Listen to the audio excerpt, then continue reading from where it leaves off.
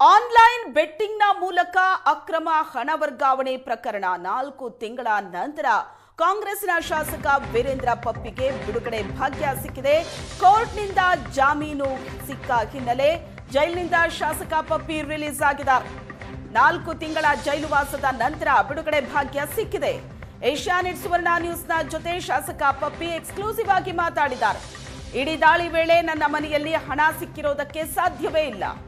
ನನಗೆ ಸೇರಿದ ಕಂಪನಿಯಲ್ಲಿ ಹಣ ಸಿಕ್ಕಿರಬಹುದು ಅಂತ ವೀರೇಂದ್ರ ಪಪ್ಪಿ ಹೇಳಿದ್ದಾರೆ.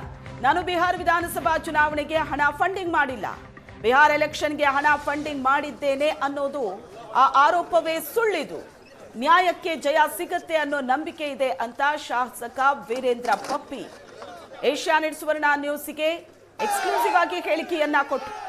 4 ತಿಂಗಳ ಜೈಲುವಾಸದ ನಂತರ ಇದೀಗ ಬಿಡುಗಡೆ ಭಾಗ್ಯ ಸಿಕ್ಕಿದೆ.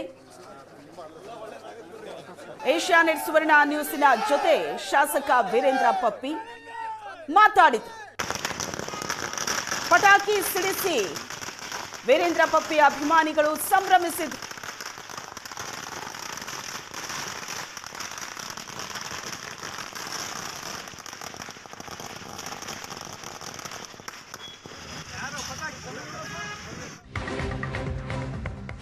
ಜೈಲಿನಲ್ಲಿದ್ದಾಗ ಡಿಕೆ ಶಿವಕುಮಾರ್ ಭೇಟಿಯಾಗಿ ಆತ್ಮಸ್ಥೈರ್ಯ ತುಂಬಿದ್ರು. ಸಿಎಂ ಕುರ್ಚಿ ಸಂಬಂಧ ಡಿಕೆ ಶಿವಕುಮಾರ್ ನನ್ನ ಬಳಿ ಸಹಿ ಸಂಗ್ರಹಿಸಿಲ್ಲ, ನನ್ನ ಬಳಿ ಯಾವುದೇ ಸಹಿಯನ್ನ ಹಾಕಿಸ್ಕೊಂಡಿಲ್ಲ ಅಂತ ಶಾಸಕ ಪಪ್ಪಿ ಹೇಳಿಕೆ ಕೊಟ್ಟಿದ್ದಾರೆ.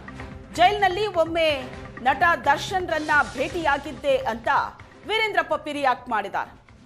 ಅಧಿಕಾರ ಸಂಘರ್ಷದ ನಡುವೆ ಡಿಕೆ ಶಿವಕುಮಾರ್ ಒಂದು ಸರಿ ಜೈಲಿಗೆ ಭೇಟಿ ಕೊಟ್ಟಿದ್ರು.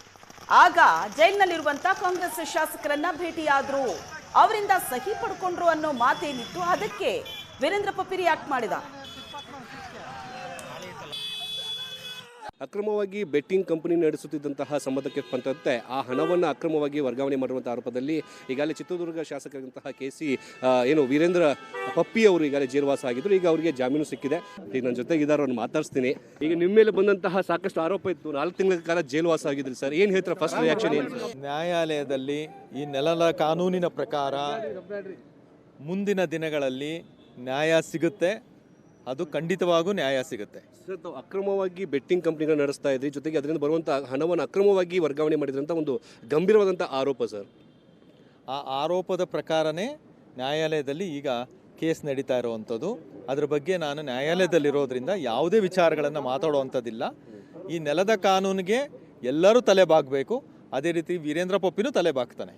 ಸರ್, ನಿಮ್ಮ ಮನೆ ಸೀಸ್ ಮಾಡಿದಂಥ ಸಂದರ್ಭದಲ್ಲಿ ರೇಡ್ ಮಾಡಿದ ಸಂದರ್ಭದಲ್ಲಿ ಸಾಕಷ್ಟು ನಗದಿತ್ತು, ಚಿನ್ನಾಭರಣಗಳು ಕೂಡ ಪತ್ತೆ ಆಗಿತ್ತು ಸರ್. ಆಗ ತುಂಬ ಚರ್ಚೆಗಳು ಕೂಡ ಆಗಿತ್ತು ತಮ್ಮ ಬಗ್ಗೆ. ಸರ್, ಆ್ಯಕ್ಚುಲಿಯಾಗಿ ಯಾವ ಜಾಗದಲ್ಲಿ ಏನು ಸಿಕ್ಕಿದೆ ಅನ್ನೋ ಮಾಹಿತಿ, ಪೂರ್ಣವಾದ ಮಾಹಿತಿ ನನಗಂತೂ ಇಲ್ಲ. ನನ್ನ ಮನೆಯಲ್ಲಿ ಹಣ ಅಂತೂ ಸಿಕ್ಕಿಲ್ಲ. ಹಣ ಏನಾದರೂ ಸಿಕ್ಕಿದರೆ ನಮ್ಮ ಕಂಪನಿಯಲ್ಲಿ ಹಣ ಸಿಕ್ಕಿರುವಂಥದ್ದು ಇರಬಹುದು ಅಂತ ನನ್ನ ಅನಿಸಿಕೆ. ನನಗಿನ್ನು ಯಾವುದರಲ್ಲಿ ಎಷ್ಟು ಸೀಸ್ ಮಾಡಿದ್ದಾರೆ, ಏನಾಗಿದೆ ಅನ್ನೋದು ಯಾವುದೇ ಮಾಹಿತಿಯು ನನ್ನ ಬಳಿ ಇಲ್ಲ ಈ ಸದ್ಯದ ಪರಿಸ್ಥಿತಿಯಲ್ಲಿ. ನಾಳೆಯಿಂದ ನಮ್ಮ ಲೀಗಲ್ ಟೀಮ್ ಜೊತೆ, ನಮ್ಮ ಕಾನೂನಿನ ಟೀಮಿನ ಜೊತೆಗೆ ನಾನು ಕುಂತು ಚರ್ಚೆ ಮಾಡಿದಾಗ ಮುಂದಿನ ವಿಚಾರಗಳು ಗೊತ್ತಾಗ್ತವೆ. ದೊಡ್ಡ ಚರ್ಚೆ ಆಗ್ತಾ ಇದೆ. ವೀರೇಂದ್ರ ಪಪ್ಪಿ ಅವರು ಸಚಿವ ಸ್ಥಾನದ ಪ್ರಬಲವಾದಂತಹ ಆಕಾಂಕ್ಷಿಗಳು, ಜೊತೆಗೆ ಪಪ್ಪಿ ಅವರನ್ನ ಸಚಿವ ಸ್ಥಾನ ಕೊಡಬೇಕು ಅಂತ ಹೇಳಿಬಿಟ್ಟು ಆಗ ಕೂಡ ಚರ್ಚೆ ಆಯಿತು. ಅದನ್ನು ಷಡ್ಯಂತ್ರ ಆಯಿತಾ ಅಂತ ಸತ್ತ ವಿಚಾರದಲ್ಲಿ ನಾನು ದುರ್ಗದ ಜನತೆಯ ಆಶೀರ್ವಾದದೊಂದಿಗೆ ಮೊದಲನೆಯ ಬಾರಿಗೆ ಶಾಸಕನಾಗಿದ್ದೀನಿ.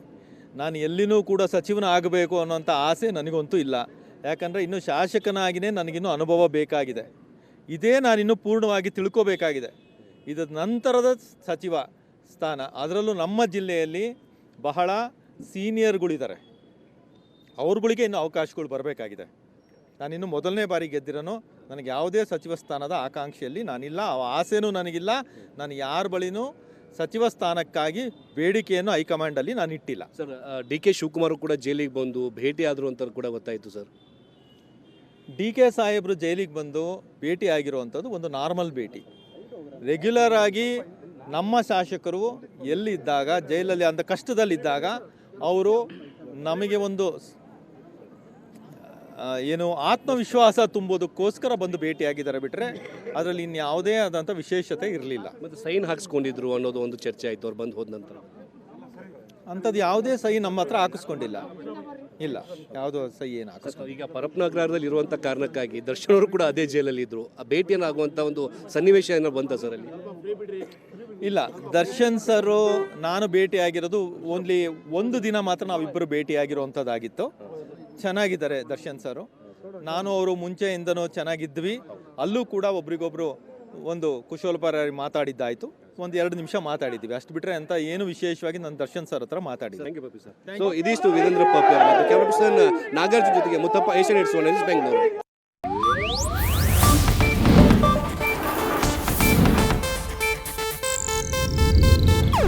ಇದು ಏಷ್ಯಾನೆಟ್ ನ್ಯೂಸ್ ನೆಟ್ವರ್ಕ್ ಪ್ರಸ್ತುತಿ.